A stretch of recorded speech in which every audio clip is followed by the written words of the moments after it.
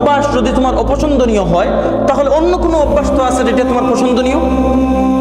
হাদিসটা খেয়াল করেন, নবীজি বলতেছেন যে একটা অভ্যাস তার যেটা তোমার অপছন্দ হয়, কিন্তু তার তো আরো অনেক অভ্যাস আছে যেগুলো তোমার পছন্দ হয়।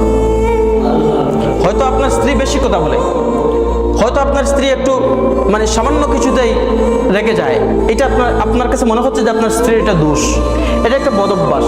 তবে আপনি যখন রোগাক্রান্ত হন, যখন আপনি অসুস্থ হন, সারা রাত আপনার মাথার পাশে বসে আপনার স্ত্রী আপনার সেবা করে, তো যখন এই বদ অভ্যাসগুলো আপনার চোখের সামনে ভেসে আসে, তখন আপনি আপনার সেই স্ত্রীর ভালো অভ্যাস এগুলা মাথায় আনবেন, তখন দেখবেন এগুলার বদ অভ্যাস মনে হচ্ছে না।